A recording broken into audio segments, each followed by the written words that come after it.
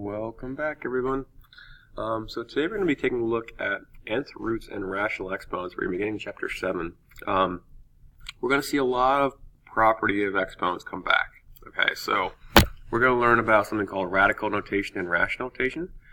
And we're going to learn how to solve for problems that involve x squared, x cubed, x fourth, x to a higher power. Okay, so for our warm-up here, it says solve x squared equals 9. And I'm hoping by now you guys are pretty comfortable. The opposite of squaring something is to square root it.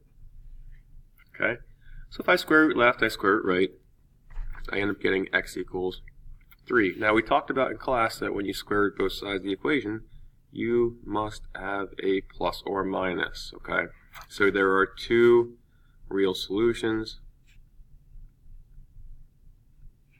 All right, and it's going to be positive and negative 3. All right, pretty simple, kind of crazy. All right, so we have something called the real nth roots. Let's take a look at this and we'll walk our way through it. Let n be an integer greater than 1 and let a be a real number. Okay, so we're dealing with variables here. If n is odd, what they're saying here is this: if I cube root, fifth root, seventh root, ninth root, odd root something, you will get one answer. Okay, if n is even, okay, which means like square root, fourth root, sixth root, eighth root, we're going to have to take the absolute value of it, and that's what ends up at making this plus or minus occur. So if n is even, you will need plus or minus. Okay, that's what this absolute value is stating. So please make sure you make a note of that. Okay. So if n is even and a equals 0, then a has one real nth root. Okay. If n is even and a is less than 0, then a has no real nth roots. Okay. Because that means you'll have the imaginary unit. Okay. Okay. This right here is like the most important part of today's notes. All right. So rational exponents. Let a raised to the 1 over nth be an nth root of a, and let m be a positive integer. You can have a raised to the m over n, and that's going to equal the nth root of a raised to the m. Now I know that sounds really ultra super confusing, okay? But here's what I want you to take from it. This is called your rational notation, rational exponent notation. The m is the power. Like, what am I raising it to? What power? The n is my root power. So like the square root, cube root, fourth root, so on and so forth, okay? We need to get good at this. It's going to take a little while to get used to it. Once you do, okay, it'll really start to sink in. It'll make you, like, you'll be able to see things pretty quickly, okay? So let's evaluate the following. Number 1, 9 raised to 3/2 power. Now, the top number is your exponent. The bottom number is your radical power, root power. So 2 means square root, 9 is your base number, raised to the third power. Now, typically you want to try and take the square root, or you want to take the root of it first. So here's what we're going to ask ourselves. What is the square root of 9? The square root of 9 is 3. Okay, so now I have 3 raised to the third power. Okay, 3 raised to the third power. 3 times 3 is 9, times 3 is 27. There you go. Alright, so the bottom number tells you what the root power is. The top number tells you what you raise your power to. Here, I'm throwing a huge curveball at you. I have 32 raised to the negative 2/5 power. Well, if it's negative, we flip it. So it's 1 over. The 5's on the bottom. That's my root power. And the 2 is my exponent. Now again, you could square 32 first. I'll be honest, I have no idea what 32 squared is. No clue. But I do know that the fifth root of 32, what number times itself 5 times gives you 32, is 2. Okay, well what's 2 squared? 4. We win. Okay, so like you want to make your life easier, not harder. Alright, cool. Alright, so now we can actually approximate these things on the graphing calculator. Yes, it's very important you know the rules without it because we're going to soon start dealing with variables. But here's my graphing calculator. All right.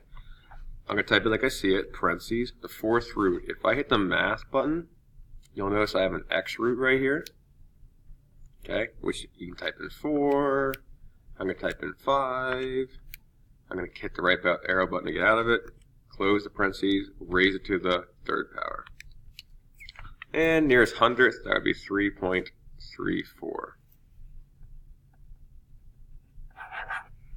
Okay, awesome. You could have also rewrote this as 5 raised to the 34th power.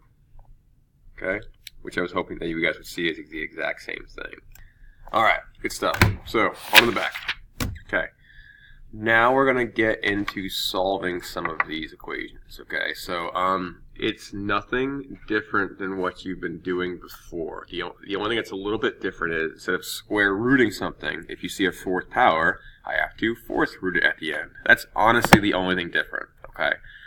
So when I see 2x to the fourth equals 162, obviously I want to get x by itself. Divide both sides by 2.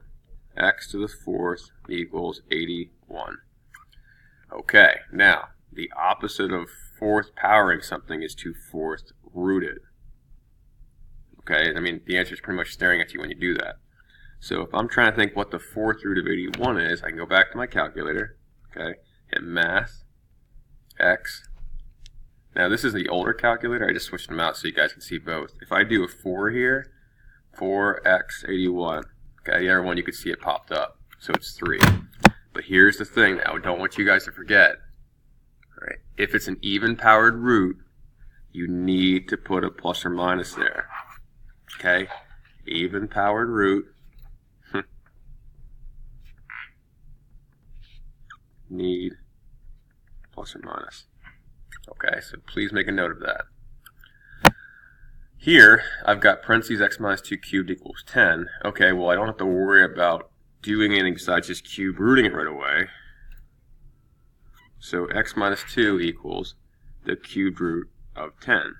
Is 3 an even number? No. So I do not need plus or minus. So all I got to do here is add 2 over 2 plus cubed root of 10. You're done. Alright? That's all you need. You do not need plus or minus here whenever it's talking about any odd power. Okay, so let's take a look now. Here's a little bit of a word problem. See, apply this a little bit. Okay, the Olympias is a reconstruction of a trireme, a type of Greek galley ship used over 2,000 years ago. The power P in kilowatts needed to propel the Olympias at a desired speed S in knots can be modeled by P equals 0.0289 S cubed. A volunteer crew of the Olympias was able to generate a maximum power of about 10.5 kilowatts. What was their greatest speed? Okay, so obviously word problem, a little frustrating. They're giving us this equation, P equals, okay, blah, blah, blah. They're telling us the max power is 10.5. I'm going to substitute this in for P. So 10.5 equals 0.0289 S cubed. Okay, so we're going to make some magic happen here. Let's see. I'm going to go back to the newer calculator. It makes it a little easier for you guys. I'm going to divide 10.5 by this. 0.0289. Okay, and I'm going to get this long, crazy decimal. So S squared equals that long, crazy decimal, 363. And what I do there, by the way, is divided, just so you guys know. 363.3217993. Now the thing is, I don't want you guys to round it yet. I want you to go second square root, second answer. We get 19 now, we can go ahead and round the nearest hundred, so 19.06. Now here's the thing. Okay, we talked about this. Yes, you just square rooted there. It was an even powered root. So, do I have to put plus or minus here? I mean, technically, yeah, but the only answer that I want is the positive one, because you can't have a negative speed. So I write down 19.06 knots. And then we're all good. Okay, evaluate the following expressions below. So let's take a look at these real quick. 4th root of 81. Okay, what number times itself 4 times gives you 81? That's going to be 3. Now you might be wondering, do I need the plus or minus for this one because it isn't even a power root? We're only doing plus or minuses when we solve equations.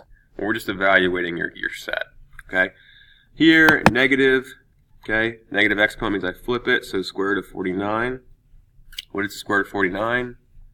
7, so negative 1/7. Cool. Okay. Here, all right, inside the parentheses, the cubed root of negative 8. Oh no, I can't take a cubed root of negative numbers. Sure you can. Okay, you can do odd powered roots of negative numbers, no problem. Not of even powered roots. So the cubed root of negative 8 is 2, or sorry, negative 2.